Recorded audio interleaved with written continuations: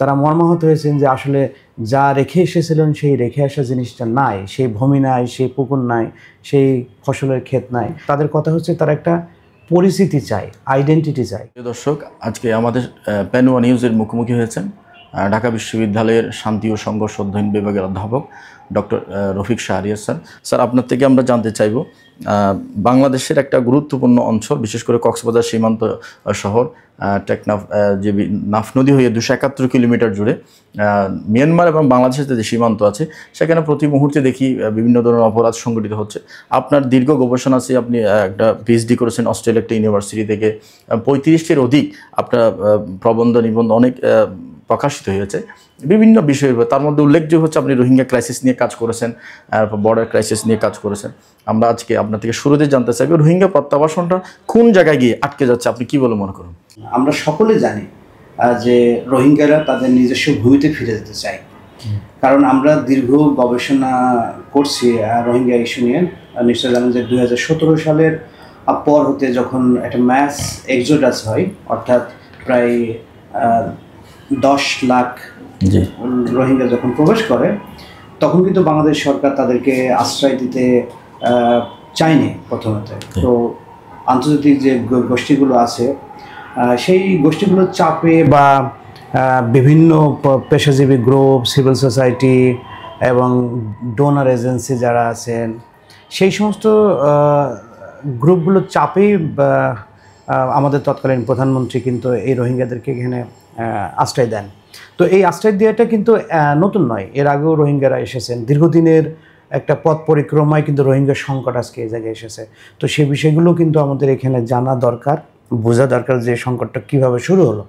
তো আপনি দেখেন, এই যে রোহিঙ্গারা এখন আছে তারা প্রত্যেকেই চলে যেতে চায় তাদের নিজস্ব ভূমিতে।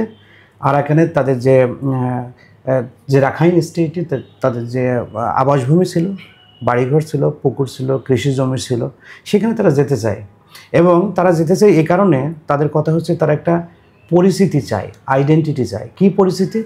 যে একটা ভূমির সাথে মানুষের যে সম্পর্ক এবং একটা দেশের সাথে মানুষের যে সম্পর্ক, সেই সম্পর্কটা তারা পেতে চায়। তো তারা আজকে দীর্ঘদিন ধরে এই কক্সবাজারে বিভিন্ন ক্যাম্পে বসবাস করে পরিচয়হীনভাবে, আইডেন্টিটিহীনভাবে। তো সেটি তারা চায় না। আমাদের গবেষণাতে এটা উঠে এসেছে।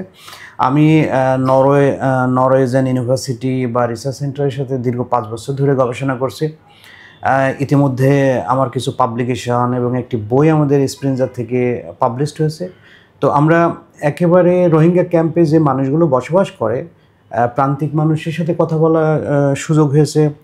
সিভিল সোসাইটি গ্রুপ যারা বিভিন্ন ধরনের যে উইমেন নেটওয়ার্ক আছে, তাদের মাঝিদের নেটওয়ার্ক আছে, বা অন্যান্য যে সমস্ত গ্রুপগুলো আছে, তাদের সাথে কথা বলার সুযোগ হয়েছে। এবং ওই রোহিঙ্গা ক্যাম্পের আশেপাশে দীর্ঘদিন ধরে বাংলাদেশ সরকারের বিভিন্ন যে মন্ত্রণালয় আছে বা বিভিন্ন ইউনিট আছে, পুলিশ আছে, APBN আছে, তাদের সাথেও আসলে কথা বলার সুযোগ হয়েছে। তো আমরা একটা সামগ্রিক দিক থেকে যে আওয়াজটা পেয়েছি, যে বয়ানটা তাদের কাছ থেকে পেয়েছি, তারা বাংলাদেশে থাকতে চায় না, তারা চলে যেতে চায়।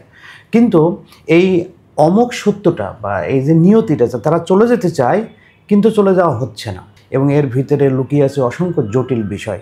বর্তমান এই 2024 সালের পরে আজকে 2025 সালে আমরা উপনীত হয়েছি। 24 সালতে সারা পৃথিবীতে যে পরিমাণ সংঘাতপূর্ণ এবং কমপ্লেক্স জিওপলিটিক্সের মধ্যে দিয়ে গেছে, আপনারা নিশ্চয়ই জানেন যে সেটি বাংলাদেশ, তুরস্ক, সিরিয়া, মধ্যপ্রাচ্যের ইসরায়েল প্যালেস্টাইনের সংঘাত, তাকে সমস্ত সংঘাতগুলোর পাশাপাশি সবচেয়ে ইন্টারন্যাশনাল মিডিয়াতে এই রোহিঙ্গা ইস্যুটা কিন্তু স্থান করে নিয়েছিল। তো এখানে আমরা আমাদের দেশের পক্ষ থেকে বারংবার এই চেষ্টাটা করা সত্ত্বেও তাদেরকে প্রত্যাবর্তন করা সম্ভব হয়নি। শুধুমাত্র একটি টিম, অল্প কিছু সদস্যের একটি টিম, আমাদের সরকারের প্রতিনিধিরা, তারা মায়ানমার দেখতে গিয়েছিল যে কোন পর্যায়ে তাদের জায়গাটা আছে, আসলে সেখানে প্রত্যাবর্তন সম্ভব কিনা, যাওয়া সম্ভব কিনা। তো ফিরে আসার পরে তারা অতিমাত্রায় মনক্ষুণ্ণ হয়েছেন এবং তারা মর্মাহত হয়েছেন যে আসলে যা রেখে এসেছিলেন সেই রেখে আসা জিনিসটা নাই, সেই ভূমি নাই, সেই পুকুর নাই, সেই ফসলের ক্ষেত নাই, সেগুলো সব পরিবর্তন হয়েছে। তো এই যে পরিবর্তন করেছে, এটা মায়ানমারের সরকার, মিলিটারি গভর্নমেন্ট, মায়ানমারের বিভিন্ন যে গ্রুপগুলো আছে, এবং আমরা জানি যে মায়ানমার একটা জাতিগত দিক থেকে multi linguistic, multi religious, multi ethnic group, এবং সেখানে অসংখ্য গ্রুপ আছে সাংবিধানিকভাবে 1982 সালে যাদেরকে স্বীকৃতি দেওয়া হয়েছিল। সেই গ্রুপগুলোর মধ্যে কিন্তু বিভিন্ন বিভাজন আছে। বিভাজনের প্রেক্ষিতে দেখা যাচ্ছে যে তাদের জাতিগত সংঘাতটা দীর্ঘদিনের, এবং আপনারা নিশ্চয়ই জানেন 2024 সালের যে সিগনিফিকেন্ট ঘটনা মায়ানমারে সংঘটিত হয়েছে, সেখানে তাতমাদাও যে সরকার ব্যবস্থা আছে, তাদের যে মিলিটারি, তার এগেনস্টে যে তার বিপরীতে যে সংগ্রাম চলতেছে, সেখানে আমরা আমাদের আরাকান আর্মির কথা জানি, যারা ঠিক আমাদের কক্সবাজারের পাশে, তাদের রাখাইন স্টেটে তার অবস্থান।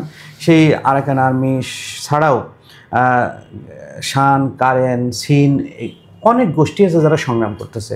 এবং আমরা জানি যে এই গ্রুপগুলো শুধু অভ্যন্তরীণ জায়গা থেকে তাদের শক্তি সঞ্চার করে নাই, অভ্যন্তরের বাইরে অর্থাৎ নেইবারিং যে কান্ট্রিগুলো আছে সেখান থেকে তারা শক্তি সঞ্চয় করে, এবং তারা একটা স্বাধীনতার ডাক দিয়েছে কেউ, অথবা আত্মনিয়ন্ত্রণের ডাক দিয়েছে, অথবা স্বশাসন করার ডাক দিয়েছে, অথবা দীর্ঘদিনের নির্যাতন, জুলুম, সেগুলো থেকে মুক্তি হয়ে একটা নতুন ব্যবস্থা যেন মায়ানমারে করতে পারে এই ডাক দিয়েছে। কিন্তু সেই ডাক দিয়াতে কিন্তু একক না, তারা এক না, বিভিন্ন গ্রুপগুলো বিভিন্নভাবে সংগ্রামগুলো করতেছে। 2024 সালের ঘটনা।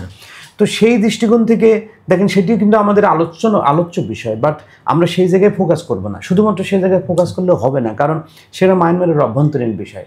মায়ানমারের সরকার ব্যবস্থা গণতান্ত্রিকভাবে চলবে, নাকি মায়ানমারের সরকার ব্যবস্থা সামরিক শাসনের দিয়ে চলবে, বা অনেকগুলো গ্রুপ একসাথে চলবে, সেটা তাদের ব্যাপার, এবং তার একটা সমাধান বা পন্থা হওয়া উচিত, যেখানে আন্তর্জাতিক সম্প্রদায় সাহায্য করবে, করে একটা সমাধান করবে। কিন্তু সব সমাধানের মধ্যে আসলে রোহিঙ্গা বিষয়টাকে কিভাবে ডিল করানো যাবে সেটা কিন্তু অত্যন্ত গুরুত্বপূর্ণ বিষয়।